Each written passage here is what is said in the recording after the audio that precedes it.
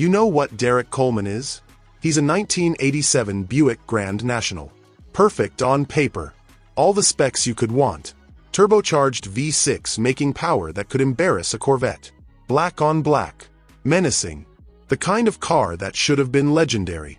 But then you drive it and realize the owner never changed the oil, ran it hard when it was cold, and treated maintenance intervals like a suggestion from someone they didn't respect. By the time you get it, it still moves, but you're left wondering what could have been if someone had just cared. That's Derrick Coleman. That's the whole story right there. Let's talk about what we were promised. The 1990 NBA Draft. Number 1 overall pick. 6'10". Left-handed. Syracuse legend who dominated the Big East like it owed him money. Coleman finished his college career as the NCAA's all-time leading rebounder in the modern era, while also being Syracuse's all-time leading scorer. Think about that. He wasn't just grabbing boards. He was scoring on everybody too. His jersey got retired at Syracuse. Jim Boeheim, a man not known for hyperbole, said no player in Syracuse basketball history had more impact than Coleman. The scouting report read like a fantasy.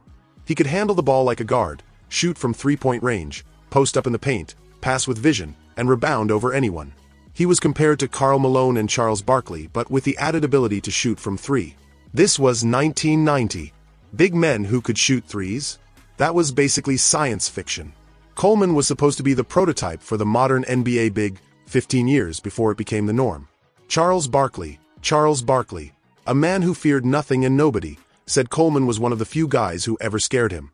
When Chuck is admitting fear, you need to pay attention.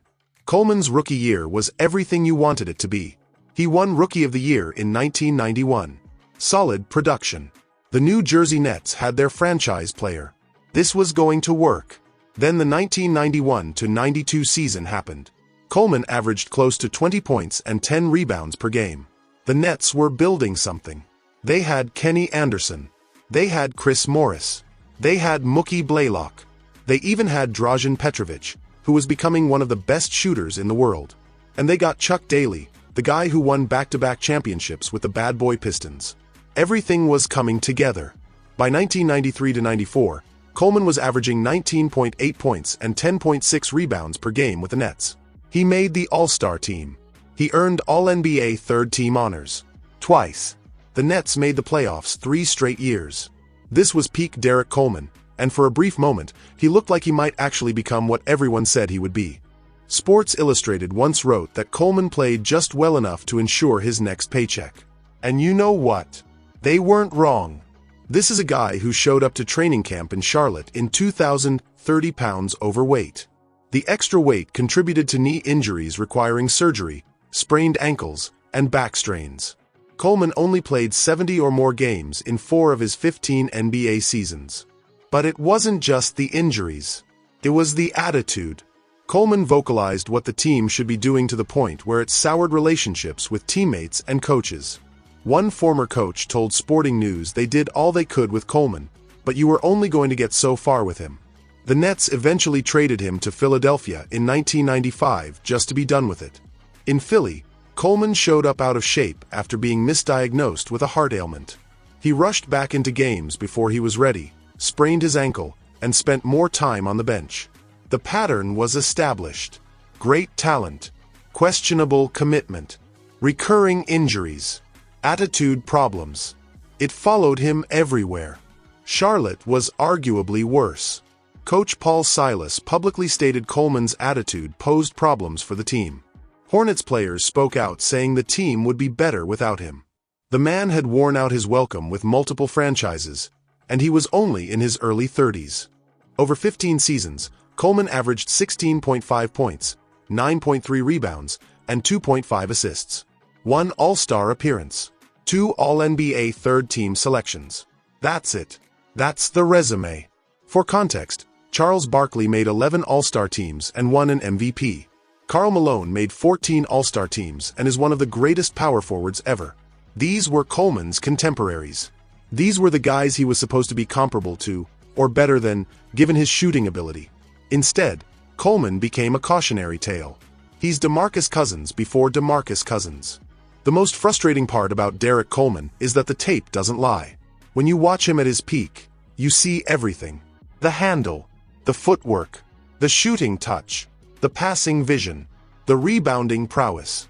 He was a 6'10" power forward in 1992, doing things that wouldn't become standard for big men until the 2010s.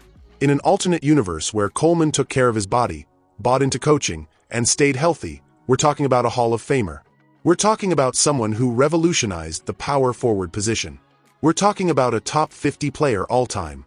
Instead, we got a guy who made one All-Star team and is mostly remembered for what he didn't become. So how good was Derrick Coleman actually? He was good enough to make Charles Barkley scared. He was good enough to be the first overall pick. He was good enough to put up a 5x5. He was good enough to average 20 and 10 in his prime. But he was also lazy enough, troubled enough, and injured enough that he squandered one of the most complete skill sets any power forward has ever had. He had Hall of Fame talent and delivered a fringe all-star career. The ceiling was Tim Duncan crossed with Dirk Nowitzki. The reality was a guy who lasted 15 years on talent alone, while never quite figuring out that the game required more than just showing up. Coleman finished his career averaging solid numbers. He made decent money. He played 781 NBA games. By any normal standard, that's a successful professional basketball career. But when you're the first overall pick compared to Karl Malone and Charles Barkley, solid isn't what anyone signed up for. The saddest part? Every few years, someone pulls out the old Derrick Coleman highlights and the conversation starts again. Man, if he just... And that's where the sentence ends. Because we all know how it would finish. If he'd just taken care of himself. If he just bought in. If he just cared as much about basketball as basketball cared about him. But he didn't. And we're left with this.